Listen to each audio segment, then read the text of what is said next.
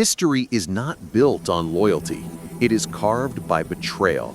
From Rome to Russia, from England to France, kings and queens who once trusted were destroyed by those closest to them. Brothers turned against brothers, wives against husbands, allies into assassins. Tonight, we unravel the darkest betrayals that shook kingdoms, shattered empires, and changed history forever. Rome, 44 BC. The empire was at its height, and one man stood above them all. Julius Caesar. Loved by the people, feared by the Senate. But the closer Caesar climbed to absolute power, the more dangerous his friends became. In the shadows, whispers grew. Caesar must die, or Rome will fall. The plan was set. On the Ides of March, inside the Senate, Caesar entered, unaware that daggers waited behind friendly smiles. And among them stood his most trusted ally, Marcus Brutus.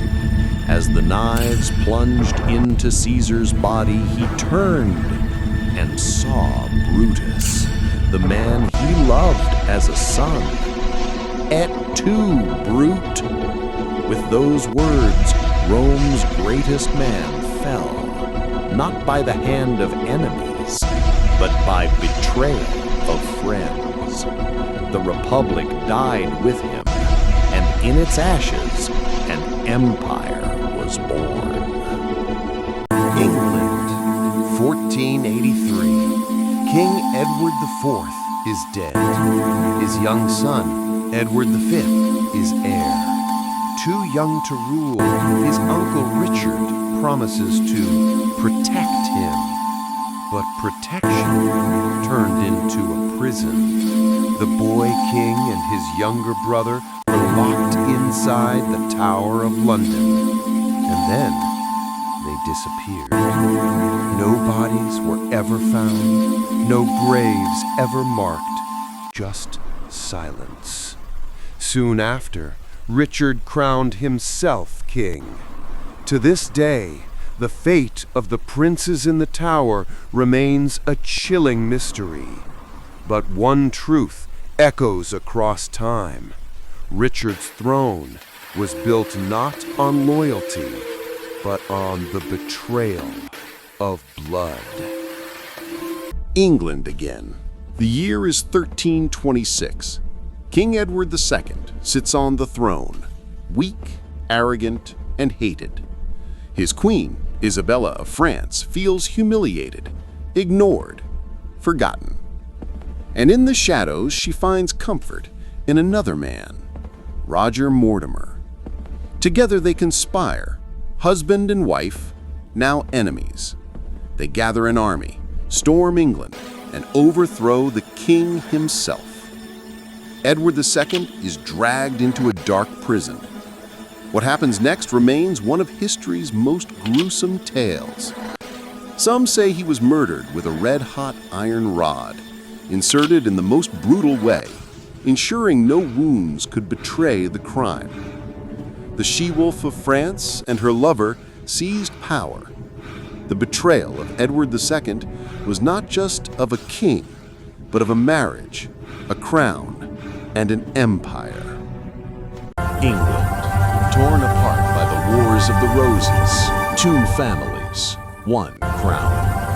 Henry VI, weak, fragile, broken by madness.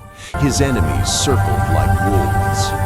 In May 1471, locked inside the Tower of London, Henry prayed. But prayers did not stop betrayal.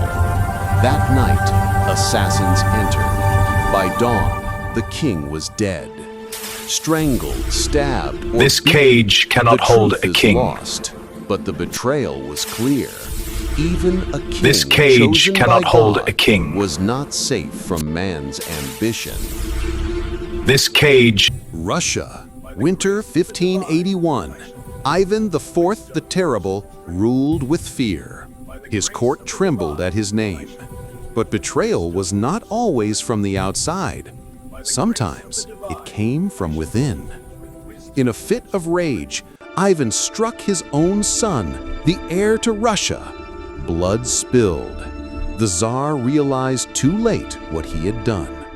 He cradled his son's lifeless body, crying in despair. But no tears could undo the betrayal. Russia was left without a strong heir, and chaos swallowed the kingdom. The terrible had betrayed not just his son, but his nation's future. Scotland, 1440. Two young Douglas brothers invited to a royal feast. The tables overflowed with food. Laughter fueled the hall. And then, the music stopped. Servants carried in a platter. On it, the head of a black bull, symbol of death. The boys froze. They knew what it meant. Dragged from the hall, they were executed on the spot. Hospitality had been twisted into betrayal. This black dinner would haunt Scotland forever, and centuries later, inspired George R.R. Martin's infamous Red Wedding.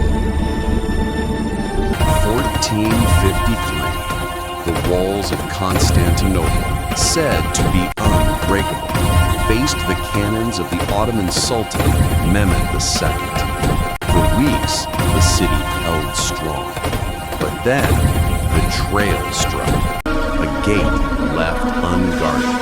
Some say even opened from within. Through that breach, the Ottomans poured in. The city fell. The Byzantine Empire, which had lasted for 1,000 years, was no more. One traitor had delivered an empire into the hands of its enemies. France, 1789. The revolution had begun. The people demanded change. But betrayal came not from peasants alone, but from inside the palace walls. Nobles abandoned their king. Allies turned their backs. Louis XVI and Marie Antoinette attempted to flee, but they were betrayed, recognized, and captured. In the end, betrayal brought them to the guillotine. The blade fell. The monarchy was no more. Betrayal, the silent hand that shapes history. Caesar, Brutus, Richard, his nephews, Isabella, Edward, Ivan, his son. Every crown carried the weight of a dagger waiting in the dark. And if history has one lesson, it is this: power is never stolen by enemies, it is surrendered by friends.